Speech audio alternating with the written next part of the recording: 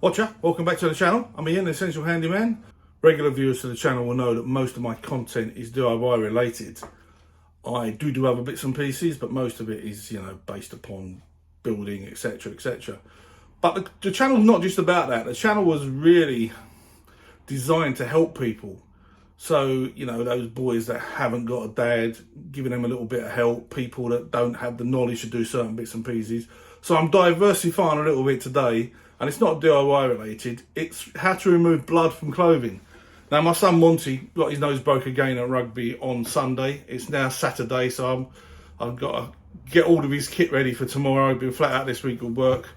But I just wanted to bring to your attention that a lot of people don't know, if you wash something that's got blood on it and warm water, it sets it in. This is a perfect example. Look at the state of that. This is a handkerchief where someone had a nosebleed and it was washed in warm water. Now, look at the state of that. That will never come out. It's set in stone. It's akin to ironing something on. It really does. It sets it in. So when you're washing blood out, you need to wash it out with cold water. But sometimes cold water isn't enough, and you can't. I never put it in my washing machine because I know that's on a cold cycle. It's not like freezing cold. So let me show you what I do to get blood out of a shirt. Now, unfortunately, I forgot to record this. It was only in hindsight, I thought this will be a handy video for you. His rugby top was absolutely covered in claret. Most of it we managed to soak up in tissues, etc., pitch side, before he wanted to go back on and finish the match. But there was still a fair amount of claret on the shirt. Now, I'll put a photograph up to show some of the claret that was on his shirt that escaped all the tissues. So for those of you that don't know, Monty's the boy in the middle. You can see there's a bit of blood at the top and in the middle where it sort of dripped down, but the majority of blood is at the bottom there, and there's plenty of claret at the bottom. You see most of the claret there. Now, as I say, I forgot to show how I got it out of the shirt, but broken nose just doesn't stop just like that. He's got some blood on pillowcases, etc. So I'll show you what I did with his rugby shirt to get the blood out when I do the pillowcases.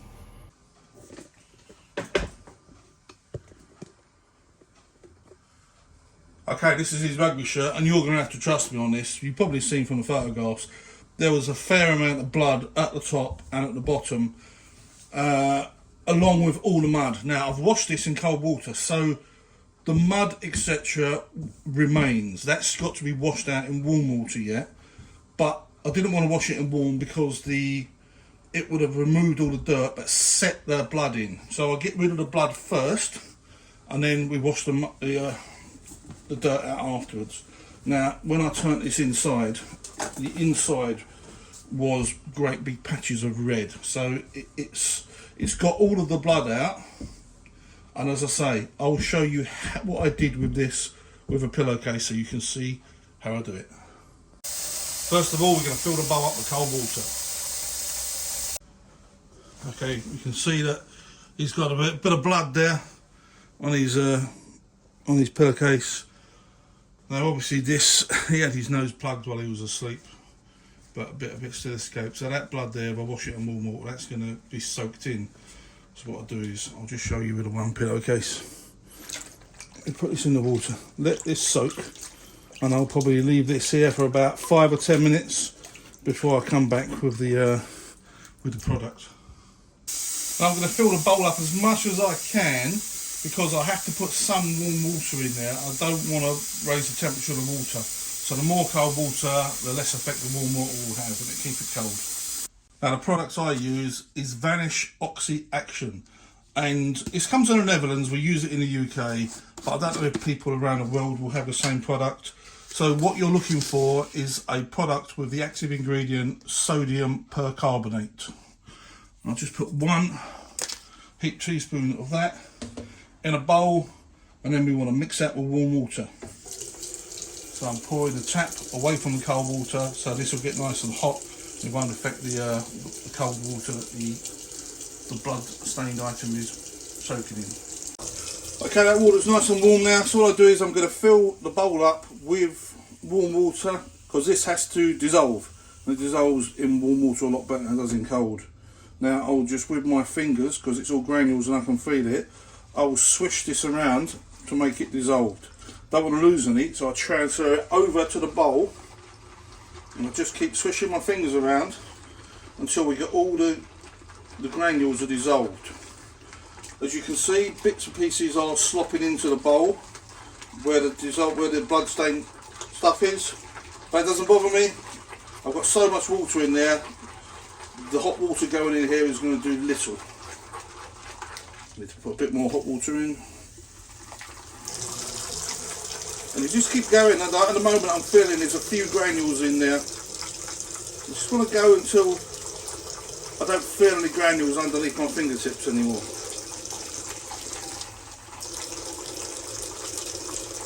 You can use solution, like there's ready-made detergents. I don't know, rightly or wrongly, I think the granules work best myself. Right, they're almost dissolved now, so I'll pour that in. Just give it a bit of a swish around.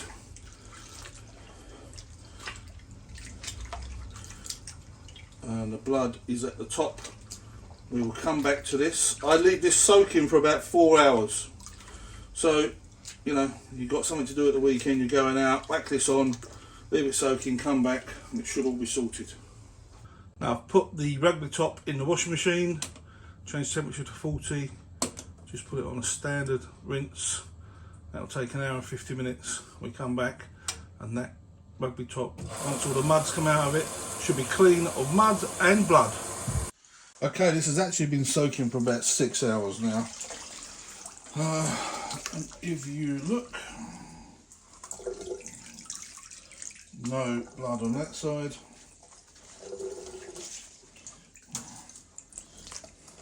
No blood on that side. The blood has 100% come out of the pillowcase.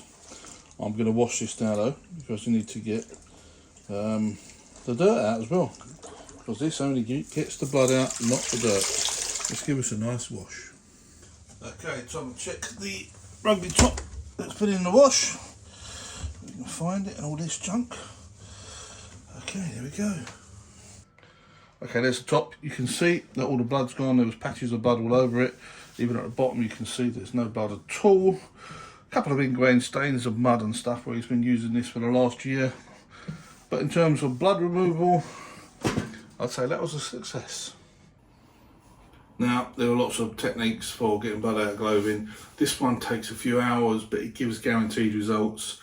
I'd rather use this, put it into soak, leave it for a few hours, know that it's going to do the job, rather than, even this cheap rugby top. It's 50 quid, you know, rather than keep replacing things, it's worth just leaving things in for a soak. Soak it out, give it a wash, job done. Hope you enjoyed that. I hope this helps you out in the future. Thank you for joining me today, and I'll see you in the next one. God bless. See ya!